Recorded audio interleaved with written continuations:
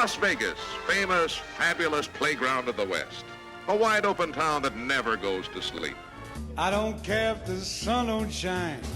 I do my drinking in the evening time when I'm in Las Vegas. Get ready for 1 full hour of vintage Vegas. This is Vegas Knights Tales, the radio show. These 3 dealers have spent their time in the gaming pits, and now they're talking. Growing up in 1950s Vegas, breaking into the mob-run casinos in the 1970s, they'll tell what it was really like in the golden era. The art of dice and cards, mobsters and muscles, starlets and harlots. The real story from guys who lived it. Now, let's bring on the hosts. Here's Benny Baccarat, Danny Craps, and Jimmy Bags. Everyone, it's the Vegas Knights Tales you're listening to. Here, Benny Baccarat. I got Danny Craps, and I got Jimmy Bags here with us. Anyhow, it's a little hot out there. It's got to be about 110 outside today. You know what? It's hotter than that when my ex-wife found me in the house with the, let's just say, someone that was in trouble. They had a flat tire and they wanted to use the phone. There was no cell phones back then or anything, so I said, well, make yourself at home and we'll call a tow truck in the meantime. Would you attack? I think it was before AAA. This was Ewing Brothers. You remember the Ewing Brothers, Benny? Yeah. 7th grade, I was in a shop class with Ewing. Was that J.D. Smith? The kid. Yeah, J.D. Smith, yeah. Deep J.D. Smith Junior High. Deep in the heart of North Las Vegas. Like for all you Northtowners out there. 1960, man. I mean, he was all right. Well, you know, Benny, Jim, and Jimmy Bags, we're actually all Northtown guys because my dad built his first house on 5th and Lake Mead, and I went to Washington Elementary School, and I was deep in the heart of Northtown. And Benny, where did you grow? I grew up on Christie Lane out there off Lake Mead, and I sat there and went to Mountain View Junior High School, or junior high, elementary, and then I ended up going to Von Tobel afterwards. There was nothing out there then. It was just all desert. Like I was on Tonopah, Belmont Street, and there wasn't anything behind us all the way to the mountain, to Sunrise Mountain. We were it. And then gradually they started building. And we went to J.D. Smith. And they named that street after Dion? Good old days in the Belmonts. It was good old days. I remember climbing that mountain quite a few times. Yeah. Well, what a view from up there. Sunrise Mountain. And then you go see the old lady that lived in the cave. Yeah, that did that. We used to all go out there. Remember the road that led to Lake Mead that they gradually put in there, and it was made of dirt at the time? Sure, we used to all, man. I mean, both my kids were conceived there. I mean, like, we used to hang out there at parties.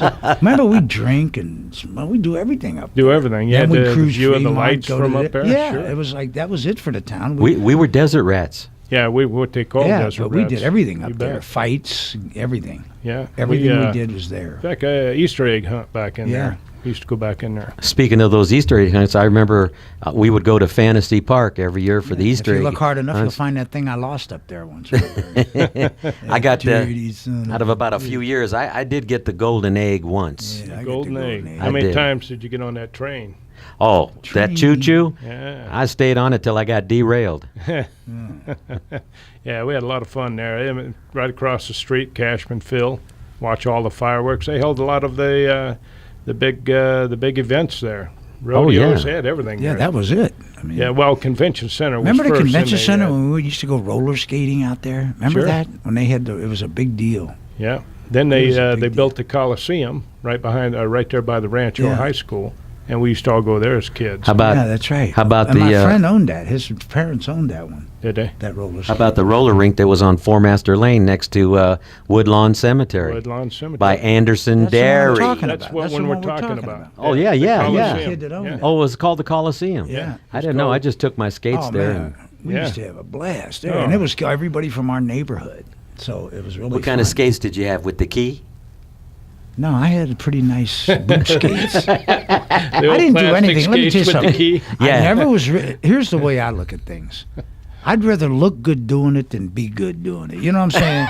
I mean, I don't know how good I skated, but them skates were it, man. I mean, they were sitting down, I was a mother. No, I mean, I used to go to. Up to Lee's Canyon. I stood at the bar with my leg in a cab, but my outfit was $1,000 ski outfit, you know. I looked like John Claude Keeley. Couldn't ski a and lick. when you talk to one of them snow, I couldn't ski a lick. I need 2 ludes and a drink. I was there, baby, you know. and then the little snow Drive bunnies. me home, you know. When you talk to them little snow bunnies up there, they used to catch your drift. Yeah, really. They caught you, real cold. Then I decided to try to ski once and fell off the bunny slope. I mean, the lift, you know. Did you make sure you looked good falling down? I did. I hoped I did. Well, that was a rope, wasn't it? I don't know about the It rope, pulled but I you know up. there was a lot of dope. I don't know about no rope. Hey, we want to talk. Benny, tell them about an icon that just passed away this Monday. Oh, that. Well, there's a couple of them. The Kirk main one. Kerkorian. The main one. Kirk Kerkorian was the main. He was the big man there. He just passed away. He was 98 years old. 98. Really? Can you imagine Well, that? what an icon he was. Being here. a God bless billionaire him. for God 50 bless years. him. Yeah, he tried to outlast. I think he had a bet with George Burns. Ralph Lamb. Oh, too, Ralph wasn't it? Lamb, too, yeah. He had a bet that he could outlive him. That he could outlive him, And, yeah. He lost that one. Yeah, he didn't make it. 98 years old, and he was the MGM. He opened the International Hilton. How'd he meet the kid? Wasn't the guy scrapping out there in front of the old rancho when he first met Kurt? Ralph Kurt- Lamb. When Ralph was Yeah, he punching, was out knocking there. some guy out, and Yeah. Kurt saw him and said, "Who's the blonde kid?" Well, there's Took a a liking reason to why, him. though, wasn't it? He The- took a liking to him. Yeah, He was a yeah. scrap. Because Kirk Kerkorian had been a top amateur boxer in his day, Yeah, he was a scrapper himself. and he enjoyed boxing as well he as fought Hammer and Hank. I mean, that guy. Hammer and Hank. Hammer and You don't Hank. remember Hammer and Hank Armstrong? No, I I remember remember Turnbuckle Bill. Hammer and Hank. Turnbuckle Bill. I don't. No, He used Hammer to eat and the Hank turnbuckles Armstrong. off. I remember them, Sleazy wrestling Sally. matches. but you know, Kirk started Resorts International in the '90s, and he had numerous businesses. I mean, he was into everything. I think when he sold his airlines, he had that Fletcher 100 million. Airlines 100 for million. $100 million, and then he invested in Las Vegas, and really the rest is history. The old MGM. And the new MGM, he owned he owned the old MGM studios 3 different times. So, and the most interesting thing, I met Mr. Kerkorian a couple of times, not socially, but just by accident, and he was the most down-to-earth person. Money did not control him or his actions. He was a real person. Yeah, he would he would drive around in Jeeps, just regular cars that were old cars. I mean, he didn't have to have limos or anything take him anywhere. Well, once you got it, you don't need it. You don't need it. It's getting it. So it's Well, I mean, each to their own. Some people like to flaunt it, and some people like that you know, I don't low get the profile, point. like Why have it if you can't flaunt it? well, like Warren Buffett. He's lived in the I same don't get house it. 30 years and drives the same car he's had for 10, 12 Yeah. years. I mean, because get that's it. unimportant to them. That they don't see that What as is a important necessity. to 'em? Well, they probably power and what they can buy with their money. That's probably where they get excited. No, I'm Give sure and you that's shall it. receive. That's the way I look at it. Your friend that passed Good for that the used to work economy. at the Tropicana, John Ponticello. John Ponticello, wow, what a nice guy. I worked with him quite a few years. Haven't seen him in a long time. How old was I he? Actually, I was looking in the obits and he was there. It sort of shocked me.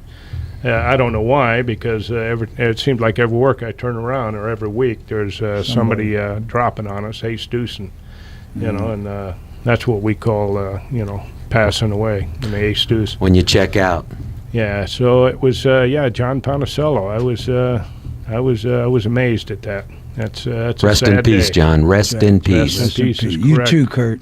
Yes, sir. Yeah, Kurt. Return. He was Armenian, you know. He was another one that was another icon of this town that really made big history in this town. Yeah, I mean, he was somebody to really look up to. Oh, yeah. And the way he carried himself. Very unassuming man, not pretentious, just, a regular Joe Yeah. that was a billionaire. He was a dapper, well-dressed man. Oh, Tennis. well He done. was he played tennis to his dying day. I think he played tennis. That was another racket he was into, Yeah. right? A big one. Big racket. But He it had the kept him biggest going. racket out That there. shows you got to do something, man. Yeah. Hey, Benny, I want to ask you a question. After you left downtown, what was your first strip job? That was the Aladdin. The Aladdin. Was that mobbed up? Yeah, a little bit. I think they were all mobbed up back then. Well, they They were. still but are. Yeah, they still. where was it? Wasn't that group out of Detroit? Yes, they were. They were at it. I remember walking in there. It's funny because working downtown, you thought you were real good with your hands. Then I used to go out and I'd watch these dealers out on the strip, and man, they were just smooth. Man, they made everything look so easy. And I sat there and I'd watch them for weeks on end. Finally, you'd get enough guts that you would go and you would talk to somebody and say, you know, I'm looking for a job. And of course, the first thing you're going to get is, get out of my joint, kid. You know, it was always somebody with a big cigar, dark shades, had a drink in their hand, casino manager, and they didn't mess around.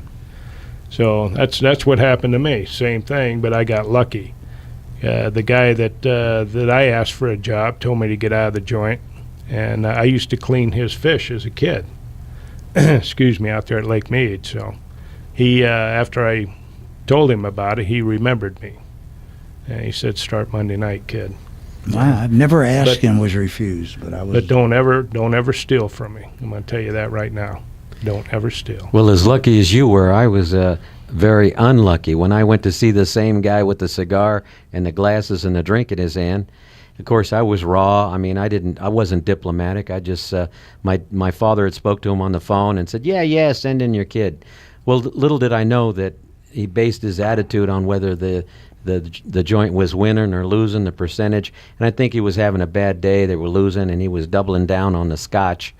And so I went up to him and I said, "Hey, Mr. G, my name's Danny Craps, and I'm here for the job that my dad said you had for me." Well, I didn't put it in the right context. He said, "What did you just say?" I said, "I'm here for the job. My dad said you'd give me a job." He said, "I never promised anybody anything in my life." I go, "Wait a minute, yes." And I got kind of up in his face. Before I knew it, had two big security guards escort me off the property, and I was wearing a new pair of black pants and a white shirt and some nice shoes, and they threw me out of the joint. So I was like really pissed. But the worst of it is when I went back to work, I was working at the Golden Nugget, and all these guys had connections to the Aladdin through this man and other people. And all the dealers were laughing. They said, "Oh, yeah, we heard your audition was so bad, security threw you out." He was tough. He was a tough guy. Well, he was tough. The guy I knew him, told him, I didn't even have to ask that guy and turned the job down. I ended up picking the wrong place because my friends worked at the other place. I had a chance to go, and he asked me, where do you want to go? Where do you want to go? Any place in town, where do you want to go? And I picked that place that I picked because my friends worked there, which wasn't a good idea. You could have gone to Caesar's Palace. Easy. That was the first choice. The guy said, "Where do you want to go, Jimmy?" "I'm sure Caesar's." And I went, "No, I want to go to the because of my friends were over there." And stupid. You could say the name of the joint. I know, but it was stupid. You know? Huh? The Riv. But I made enough. I did all right, but still, I turned down. I was so into my head, into myself. I didn't even.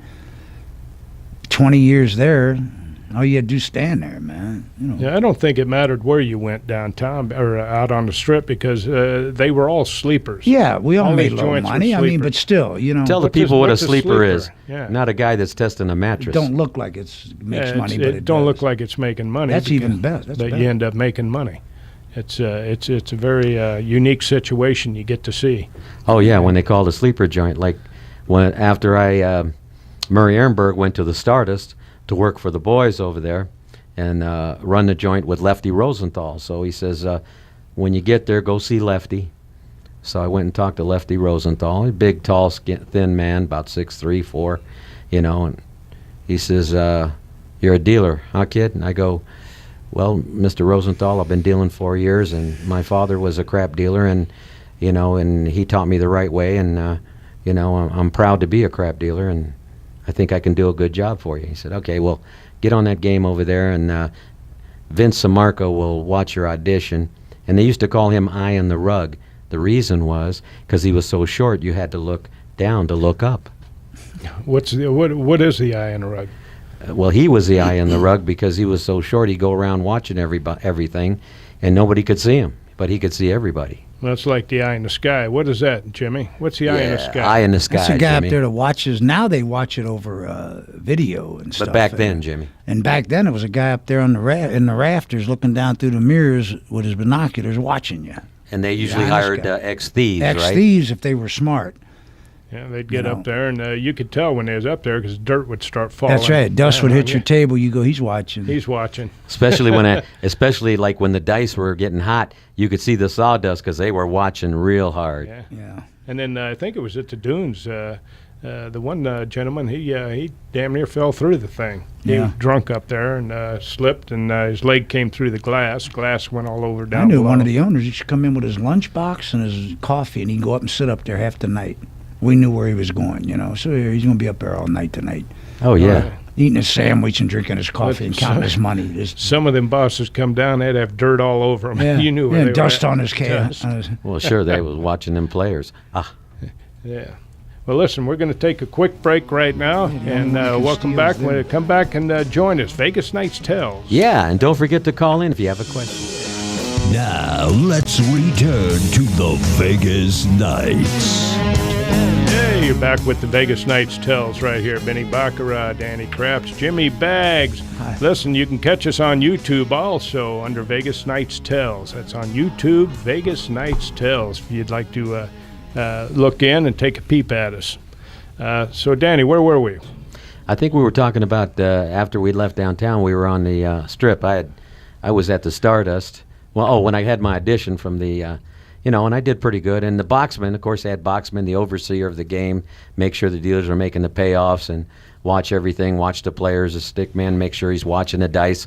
I was very adamant back then. You had to watch the dice. They had from the time they left the player's hand till they hit the other end, because if you didn't, they were on you. They'd say, "Hey, kid, don't be casino gazing. Look at the dice. You hear me?" There was no subtleties back then, right, Jimmy? No, the Benny? stick man should always keep his eyes on the dice. I mean, that's the least he can do. You didn't have time for much else. Some dice were were in the and air. Here's what I have trouble with when I deal craps. The rare times they ever put me on it is I don't understand what I was yelled at for following the dice.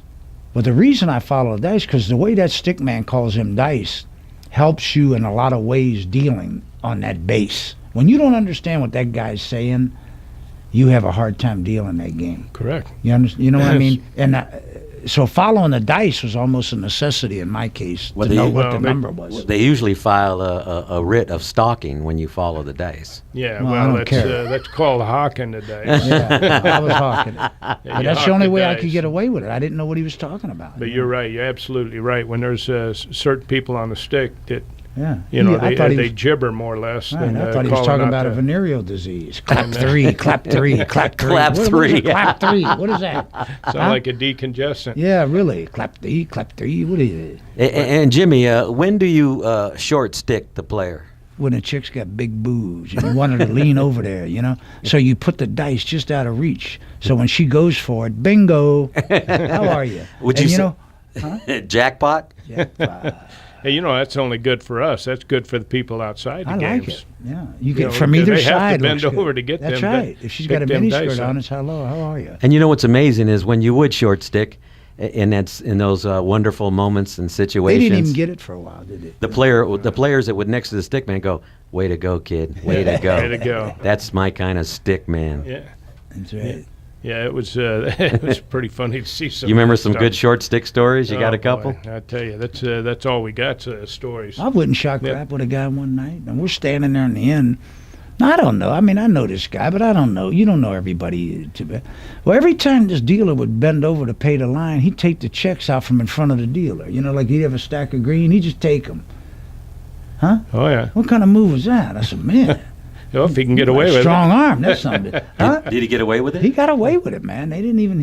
I guess the dealer was so embarrassed, he just put another stack in front of him. I was like, Let me get some more chips off the Yeah. rack. Yeah. They're like they take the boxman away. One move pays for that boxman's salary for the That's year. right. it. Yeah, That's that right. does. One day of a thief in there with you without somebody watching. It's adios. That's right. Yeah, or taking a shot at you. It was explained to me one time. They said you take 2 glass bowls. You put 3,000 marbles, black ones in this bowl, 3,000 marbles of white ones in this bowl. He said, now you take one of those marbles out, that changes the whole odds and everything in somebody's favor. So if you got somebody cheating, it can change the odds That's right. drastically. That's right. Oh yeah. Oh, no question about it. And the help. I mean, the dealers. I stood behind some in new joints. I mean, they're worried about card counters. Or as many mistakes as this guy made in a 40-minute period made up for anything a card counter could get you. I mean, the odds that went a little bit to their favor by counting the cards. 2-3 mistakes an hour or 40 minutes eat you alive, you know? Yeah. What would happen when you'd have card counters coming up to try to bust you out? I just never give them the top card. I mean, they want to cheat? How are you? I mean, two can play that game. What do you play, fire with fire? Huh? I'll play anybody there is head up, 21. Yeah, that's those are the ones that's going to get you the cheats. Card counters. Right. Card counters all night. They sit there. Yeah, one move and you're done. Bring them you on. got 'em. Yeah, huh? You got them. That's right. He doubles down for that big bet, and he ain't getting that top card. He ain't getting that 10 he thinks coming off of there. No. And you are. You got a 5-6, and how are you? Yeah, that's right. Save it for 5-6. yourself. 5-6 and hit it with the queen, baby. The queen. See ya. And not the Queen of England either. That's right. Huh? She just had a birthday. Say what? Say what? So you bring them all in you want. Yeah, that was my personal thing. I mean, these places are all square. They're straight up. I mean, they don't need to beat you. They don't need to cheat you. They're there to beat you, not to cheat you. So they don't need to cheat you because they beat you on the square. They get that steady 2%, 3% coming in on all their money. But it's a constant change. They're changing drastically now. They have to keep up. Yeah, they have to keep up. It used to be that, you could spot all this. Now they're working in groups, these cheaters. Yeah, but Patton, I dealt a single deck 21 when I opened the International. Single deck, we dealt. If there was 5 players, you dealt 2 hands. If there was 3 players, you dealt 1 hand. And if there was 1 player, you dealt 5. Sort of like that. And it was a single deck. I never dealt a shoe for 10 years. And we used to beat everybody, 3-2 blackjack, and you dealt it down, give them a fair chance, and it seemed like we were always busy. Now they come out with this 6-deck shoe and 6-5 blackjack and the 2-ball roulette and, pick a hand. I mean, what? It's Come all on, changed. man. Yeah, it's a changing. Yeah, it's thing. like nuts. I don't man. think is there any single decks out there anymore? There is in some places. I think the Planet Hollywood's got them, or Hard Rock. Somebody's got them, but it's usually a $25 minimum. But some lady told me they had a $10 minimum over there. But you got to have a good clerk dealing that game on a single deck or a double deck game that sort of knows how to count the opposite side of that. You know what I mean? My trick was always, when I went to a single deck game as a young man and didn't know everything about card counting or much about it at all, I was just told to keep the 5s in the deck. You know what I mean? The dealer makes more hands when the 5s are in the deck. Just keep the 5s in the deck. And that way, you make a lot of hands. Until you get to know what the plus minus is and all that with the player. And you watch the way they bet their money. When they jump their money, Oh, that's you when watch you how start they watching, play. sure. Yeah. You watch how they play. Now you just make a phone call and Yeah, let the upstairs do it. They should watch him anyway. I mean, a guy can watch you watching him. I mean, that's how my philosophy was always. They used to have us floormen watching card counters. Well, if you want to really run a deck on a guy, you do it when he's not thinking anyone's watching him. That's when he's going to make his bet and his maneuver with the cards. I mean, you can count the deck up there, and he don't even know it. Well, he sees you standing there watching him. He's not going to make the move. And they can count the other way. They can bet big from the beginning and go up and down with it. Yeah. They can do it that way too. But there's a lot of things that these new people don't know that we do, and they don't know it. I can feel and smell a thief on my game. I mean, Sure. I can just tell when that's there's funny 4 how you people can see counting 'em when the they cards. walk up. Yeah, exactly. You just Especially know. when they ain't taking a bath That's in a what you couple call of it days. old school, brother. That's what you call it old school. That's old school. That's That's correct. right. That's like past posters. That's right. You know, and on you want to nippers, try it on me, same buddy? thing. How about the people that would play for days and not use soap and water and take a bath, and they'd be standing next to you, and it was just let me just say that it'd be like a trip out to the garbage dump. Well, I had a guy come up to me at the horseshoe. He looked like he just took his shirt out of his back pocket and put it on. I mean, you know how wrinkled that is? And he comes Did he out play with the accordion? $1,000. His first hand was $1,000. $1,000, man. I'd think, go to the dry cleaners, man. Pay $250 for the shirt, or something. So come how in much there is soap? gambling. That's what I'm saying. Go take a shower, eat a meal, take a shower, clean up, and then come down and bet your 1,000 a hand. You know. No, they don't have to now. I mean, They don't have, as long as they got the people's money. got They no don't care who you clue are. what's out there now. They don't, or someone that hasn't. Benny, I had a guy come up the other day. I had to back off a foot from the table. He stunk so bad. Yeah. And his bet was, it was a $15 minimum. And he's betting, he won like 4 hands in a row at $15. The guy looked so bad and smelled so bad, he didn't know he'd just come off the street. Take that first $30, $40 and go get your room and take a shower and have a meal. You know, we had dealers do that, Jimmy. I don't get it. We had dealers come into work like that. I don't get it. That and they wouldn't end be in up my telling joint. them, either take a shower, Yeah, or or we're don't going to come have back. to let you go. Yeah. They'd let them go. Yeah. Oh yeah, That's ridiculous. I had an old boxman at the Nugget that he, you know, I know that he would stay up all night and drink and gamble, and he'd come to work the next day, and of course, he would his body would reek of alcohol, and of course, he was kind of a thick guy, so you know. I'm not talking about the B&O Railroad either, because it was definitely off the wrong track. It's bad, isn't it? Oh, I mean, I can relate to their addictions, but you got to control it, man, to some point like that, you know. Oh, at times it's disgusting. It really is. Yeah, and it does. It'll back you away from a game. that's the unglamorous part of the job we've done That's who over they the prey. years. They prey on that. They prey on people like that. So And of course, in dice back in the day, when you did have shot takers, more shot takers than you do today, and they had the bullets like the old 5,000 in the field. They'd have 2 or 3 teams. They'd have a real sexy gal there, so all the dealers and the help would be focused, and of course she'd be well endowed, and Here comes the shot, right? And here comes the shot. All of a sudden, the dice go. The stick man's looking at those big 6 and 8s, and I don't mean the ones on the table. And there drops the money, and everyone's looking at each other. Well, Danny, Where'd that come from? Pay it. We don't know. Danny, Just that was pay the it. first thing that I was taught from thieves and from not thieves, what to watch and what not to watch. Is you put a pretty girl on one end of that pit, and them guys are going to be talking to her, man. The other end's free to go, baby. So that was part of the scheme, was always bring a beauty in with you. Well, explain what a off-track it. shot is. A lot of people don't know what. Well, they want to make their move on you. They usually make their move when you're doing the count, just before the count, or at the count. When everybody's confused. Nobody really cares what the next shift. Like if Danny's a swing shift, I'm day shift, or we're doing the count. All I want to do is get out of there. You want to go home. Yeah.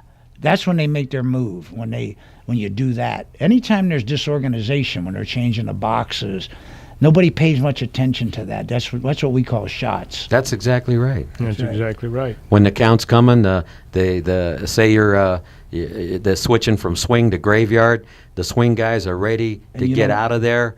The overnight guys they're not even awake yet, and they got to go through the motions. The boxes are being changed. Danny, how about a lot the of count? commotion? How about the count in between when they take the count with the other shift and about a half hour into your shift? Did you ever notice how much the count changes in that 30 minutes? Changed drastically. Exactly. In that 30 minutes, they're all reaching. And it's what's funny, you don't have time when you're taking the count. No, you got to get into you're your focused shift. in on That's that, right, on that your shift. them You got to chips. get started. That's you don't. right. Well, you sure, can't you mess got around. You can't make mistakes on that They used because to that make us count paperwork's the going decks. upstairs. No. While you're counting the decks, they're robbing you because you're the man. You're supposed to be watching them games. That's when I always watched the most on my shift. I always paid attention when my shift, the first hour of my shift, when you have to pay the attention.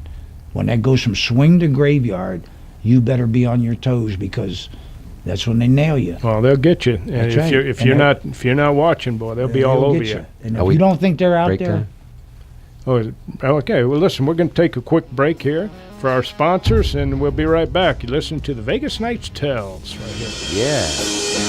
Now let's return to the Vegas Knights. Yeah, welcome back with the Vegas Knights Tells. Benny Baccarat, Danny Krebs, Jimmy Baggs here on this lovely hot day. hello everyone. Anyhow, I was talking about a little bit of cheats going on out there, and believe me, there's a ton of them out there. You know, there's actually when they're pinching bets or they're capping bets and stuff. Danny, what's capping a bet? Capping when they think nobody's looking, they'll add to their flat bet, or a lot of don't bettors like to add a little more on there when they're not allowed to, and a lot of times they wait for the dealer to be distracted because nowadays there's no boxman, there's no fail safe, and not to criticize today's dealers, but they don't know half of the things they should know, being in the business, the things that we all had to know, because the guys behind us 'Cause we who got knew blamed. wanted to make sure that you weren't a lump and that you were on top of your game. That's why they said things like watch the dice, or if you felt something like Jimmy could smell a thief coming, he might alert the floor man and say, hey, keep an eye on this guy. He might be making a move. Just watch him. Right, Benny? That's exactly right. And, you know, we are one of a kind. They don't teach what we learned back then. Those days are over. Absolutely. Teaching this. And it's really a sad thing because, like Jimmy Baggs said, he said, you can smell them when they walk up to the game. It's true. You can spot them. It's funny how you can spot these people, and you know they're going to take a shot at you. It takes one to know one. It takes one to know one. That's exactly right. And now they don't teach that. These kids now, they just sort of look around. They're just oblivious to anything that's actually My boss going come on. to me one time. He goes, Jimmy, you act like everybody that wins is doing something to you. You're old school. I said, well, aren't they? I said, my whole thing was when you walk in a casino, you're not supposed to win. You know what I mean? And if you do, you're not supposed to leave with it. So I don't know. Maybe you have a different concept than I do, but adios, my friend. Everybody's a suspect That's when right. they land on That's that right. game. When money's involved, everybody's a suspect. Is exactly right. Well, when there's money involved, there's thieves. I like the ones that clear their hands after they come out of their pants. I love that one. Yeah, I Load up and then come out. I see love that a lot now. I know. They don't know what it is because they don't know what it's about. They posted a thing at the club about a hole card. Keep an eye, watch your hole card. They didn't know what a hole card meant. Well, maybe they were from. Did you ever know a dealer in your life that didn't know what a hole card Well, they was? might have been from the South and been a little illiterate. The whole card. Oh, they were farther from the South. They were from the Far East. The Far East. That reminds me when I used to wear that Far East cologne called South. JD's. Yeah. JD's. Remember? J.D. I Smith. do remember You that. used to wear that when I was 14. I thought that was going to get me laid. If anything, I attracted the wrong scent. Oh, man. That's JD's, hilarious. I forgot about I mean, you that. know what? You look back. I laugh. Bro I go in cream these with it. places. Little like dabble, do you? That's why they advertised it. Yeah, like Old Spice. Old Spice. Yeah, that's pretty old. Old Spice. It's Old Spice. High karate. He said. John said, karate, high yes. karate. Yeah, right in the chops. Right in the chops. Way to go, John. Shit, I go back. I remember when I used to use Real Cream. How far back is that? We just said a little just did a dabble, little do you? dabble. Ooh, do ya? man. How about this? I look How- like Sal Mineo in him. How about this? I used to when I go visit my cousins, Carlos and George, who Jimmy grew up with, they used to have what was called three fingers pomade. I don't know what the three fingers meant because I only used one. They got out of the car and the oil light went on. Hey, what the fuck was that? Jimmy Bags. Only us can tease each other that. Think you're back at the Arctic Circle having cherry cokes and onion rings. And talking about chicks, man. Remember that? Oh, of course. Oh, yeah. That was the hot thing. But getting back to on the craps, I remember in the old days, these chip hustlers would come up, and you'd have these guys who would bring these square people up and say, "I'm going to teach you how to play this game. I'm going to teach you how I'm going to rob you." Yeah, that's right. And you'd see they'd come They'd in. be in with the owners, man. And you'd see these guys come in, and you look at them and say, "Okay, you're going to rob this guy, but you're going to take care of the dealers. gonna take care of or us." else you can tell your Do story you know how walking." they robbed him, Danny? Do you know how they robbed a player without him even knowing it? Well, of course I did. I would watch. It was like Sit there watching a watching. movie. They take it out of his check. They take it out of the rack. The guy wouldn't even notice him. They're reaching over and taking it out of his rack, not in the bets on the layout or on the square. Made the guy look like everything was on the square. And he's taking it out of the... He made his 300-400 out of snatching the money out of... And he'd end up handing it off to his wife Or behind later, him. whatever. And then she'd run to the cage, cash it out. And I remember the guy always used to come to the bar. I was a bartender to one joint. He'd get a drink and he'd always stiff me. And one day I told him, if you ever come up here and stiff me again, I'm spilling your game. Leave me alone. You know, I don't make no money with you. Don't come up here. Stay away from me. You know? Yeah. And We had, start coming with a few bucks. I have no use for people like that. You know? If Jimmy I ain't Bags. in, you ain't with me. I mean, either I get some or it ain't happening in my area. Jimmy Bags has a Different philosophy, a deep I like. hatred for stiffs. Oh, I can't stand a stiff. I can't Yeah, stand we had a a, stiff. we had a guy named Tommy used to come in every day. You know Tommy. Of course I do. He would come in, and like you said, he'd bring these suckers in, and he would start. And next thing you know, they're catching a hand, but he wouldn't bet for you, and that's when we would go to work. Yeah. You know, and then we'd end up telling the guy when we went on break, "Hey, this guy's robbing you." Screwing you. Yeah, that's right. Well, what do you mean? I said, "Watch where your chips are That's going." right. Either I get them or you ain't. How you That's like the way us my now, philosophy- Tommy? You know, That's right. ruin his gig You're too. right.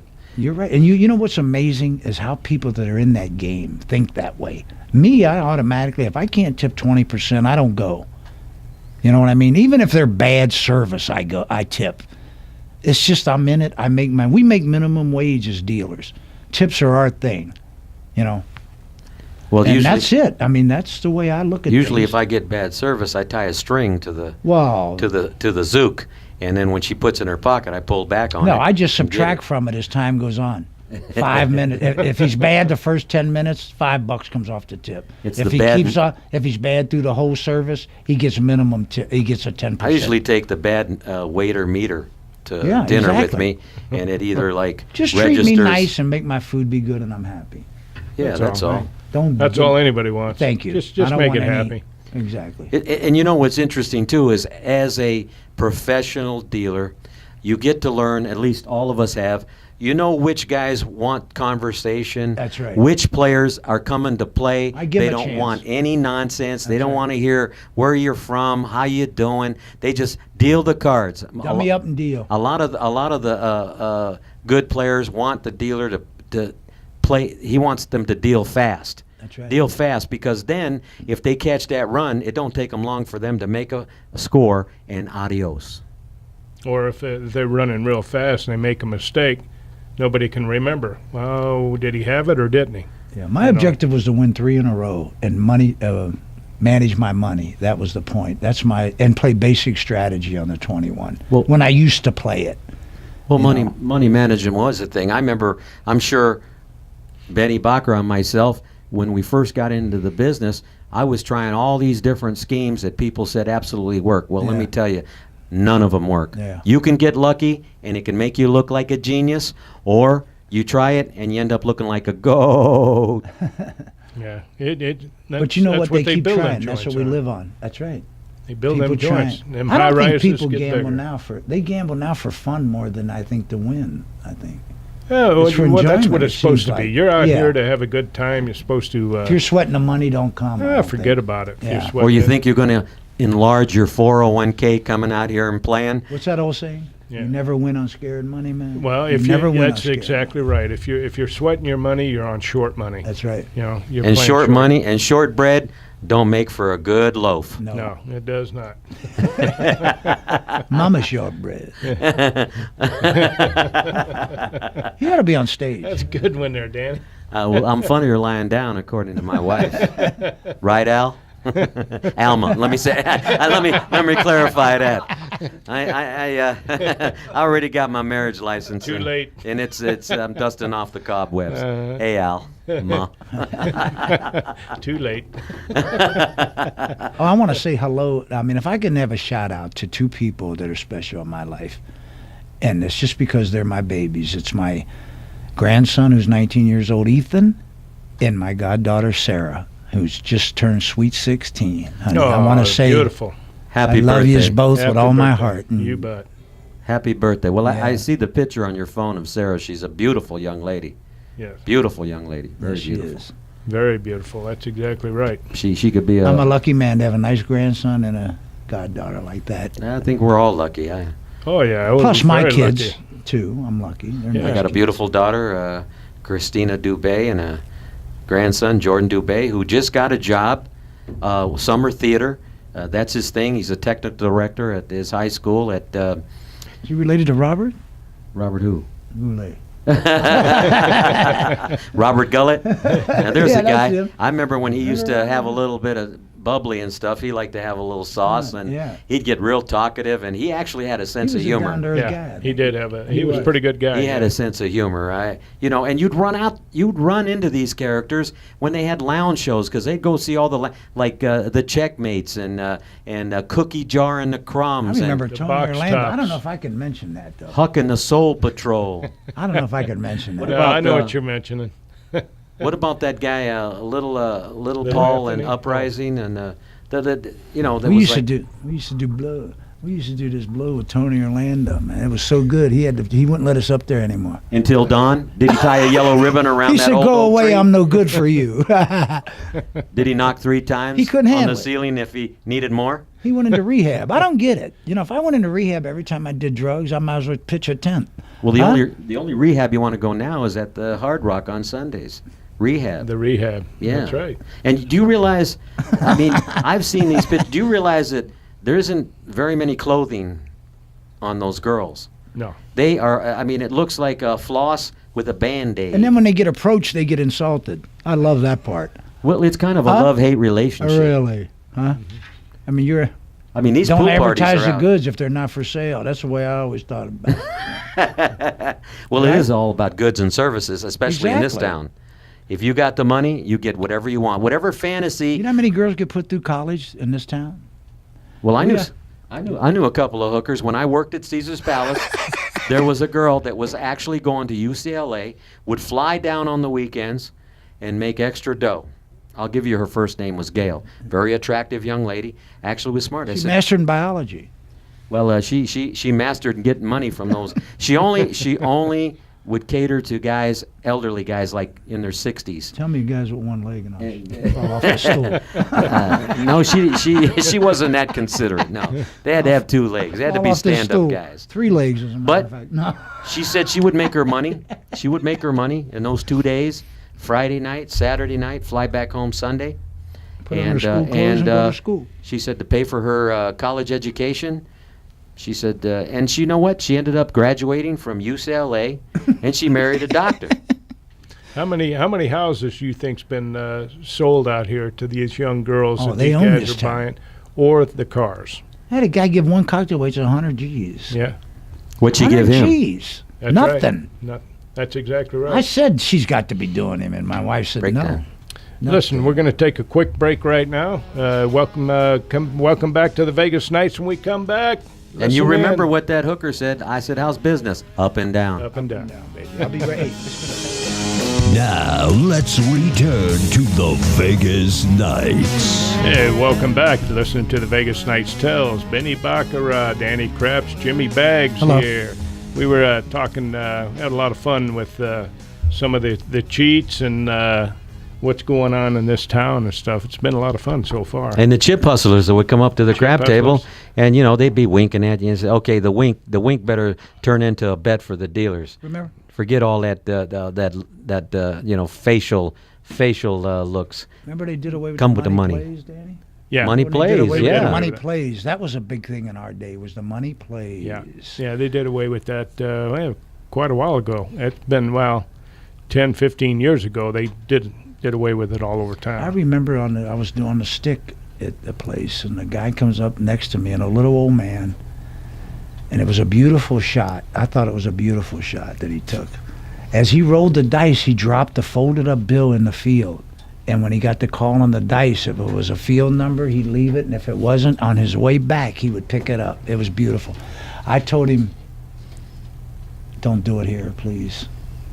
No, we had. I'd tell you why they stopped it. We had a guy at where I was working before. He came in with a whole stack, looked like all $100 bills, and he threw it in the field. He waited, the dice are in the air. He threw it in the field, and 8 rolled. He took off running. Of course, you opened it up, it was all dollar bills. But he called, to the limit, which at the time was $5,000, and he took off running. He only had like $115 there, Yeah. But they caught him. Well, And that's- I'm sure he paid. In the old days, that's what made this town good, is everybody come here to launder their money, man. I mean, now it's like, Well, before 6A, when I worked at Caesar's Palace, a former governor that I won't say used to bring used to bring the money in Winn-Dixie bags. We used to kick it under the table, and the boxman used to count it. The boxman count? Yeah, that's right. Yeah, the boxman. Always. But they didn't. They shut the camera off because they didn't want to see who was, who. Yeah, because the guy was an ex-governor, and he didn't want to be known. So, That's right. Winn-Dixie bags. It was. It was Winn-Dixie. And it was about $200,000 in cash. I remember It's a time I the beat a same guy. Guy beat me for $98,000 once, man, and I thought I was unbeatable as a dealer. But this guy went through me like Grant went through Richmond. And I come to find out he was a politician out of Georgia or something, man, and I couldn't believe it, man. He was betting it up. We had a question that was approached. What is better, a bet for the dealer or a toke for the dealer? To me, it's the same thing. I like to bet it.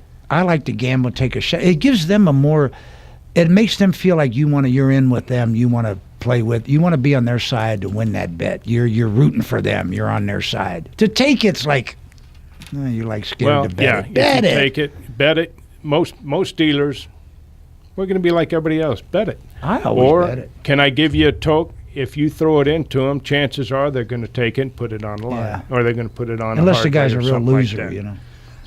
So that's dealers will always bet it. Nearly all of them would. I do. I always bet it. I mean, not long ago, someone threw in a couple of hundred and said, "Here's for you." I said, "Look, we're going to put it on the line for you because we want to get that same feeling you get when we win. It's too easy for you to give it to me. You got to earn. We got to earn it. You got to earn it, and Well, that gets trust in the guy. And that makes the like connection. And now from there on, then if the dice get hot, he starts betting for you automatically. Automatically. Oh. Hey, that Couple works months so ago. good. Yeah. A couple months ago, I'm dealing to a guy. I've never dealt it, but I've heard through the grapevine in the place that he's a real George, real good tipper, So I'm dealing to him, and I'm beating him real bad. And I said to him, all the dealers are going to hate me in here. And he goes, well, why is that? And I says, because I'm beating you, and you're good to us, So he threw me two $500 checks and told me to color them up to the greens, which are the $25, and then told me to put them in a tote box. He says, I believe in karma. And you know what? From that point on, the guy went from losing $85,000 to winning $65,000 within a half an hour. Mm-hmm. Oh, yeah. He you ended up see it all giving me the like time. $4,000, but that's how everybody works together, man. The dealer will be on your side if you're just on his a little bit. It's we're easy all here to do. make a buck, to make a living, And the thing is as a professional dealer, and we've all been them for many, many years, 4 decades apiece. The thing is you want to cultivate these people. You want to let them know that you're on their side. The game's on the square, and if you give it a positive spin, they say, how's the dice, Danny? I go, it's just like life. It's a surprise waiting for it to happen. Let's get busy. Let's make money. And they like that attitude, and then you're interacting with them. So what should I do, Danny? Okay, well, pump it up a little bit. This looks like a good shooter. Well, how can you tell? I said, you try to fill out each person. Like some of these people that play all the time, they play all the time because they don't win. Well, I've had casino owners and people that have a lot of interest in the joints. They used to tell me, Jimmy, all we care about is that the game is on the square. He said, if the game's on the up and on the square, let them go. You know what I mean? That's all we're concerned about, is that the game is on the square because the odds are in our favor. There you go. It only takes one George on the game to get everybody's interest. That's right. Going. Some people are ignorant to tipping. And then the night goes by so fast because you're really interacting with that the guy. people. That's the way it's supposed to be. Like you get a hot crap game, it's usually when everybody on the game's involved. It really, isn't it? They get involved. That brings but good the karma to the dice. The most fun on a crap game was when you'd go table for table and the dice started to get hot. Everybody's making money, including the dealers. That's right. It's a rush you can't describe. I would describe it as a Formula One race car driver. That's how fast it is. That's how quick it goes round and round until you get to the checkered flag. I used to just think it was an automatic. When I started making, grew up kind of not poor, but not enough to be able to afford a boat and a house and a car. I never did that. And you had fresh money. I never thought it would end. That's the whole thing. They used to ask me They used to ask me what I did. I said, I'm a farmer. I pick lettuce every day. Yeah. Fresh Not lettuce me. in I my tell pocket. them I'm a dealer. I was proud of what I did to everyone. I'd go back east, see my old friends. They were all in college, going to be lawyers, and the crowds would always come around. They always wanted to know what a dealer in Vegas. In them days, it was really something, and I was proud of it. Oh, we all I didn't were. want to be them. Wow. I mean, they make a lot of money and they're corporate lawyers and all that, but I bet you they didn't have the fun I did. Listen, we had the most fun with We our had. clothes on.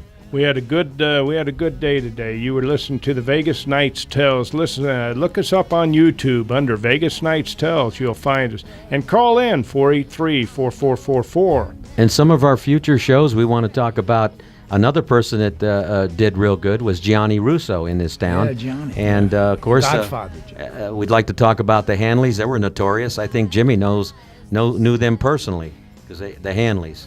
Granby Hanley. I ain't talking. One's dead and one's in jail for the rest of his life. Thank you for listening to us. Thank you, Vegas folks. Nights Tells. Thank you out there. We love you. Elmo, be home. Don't forget the Brockwurst, baby.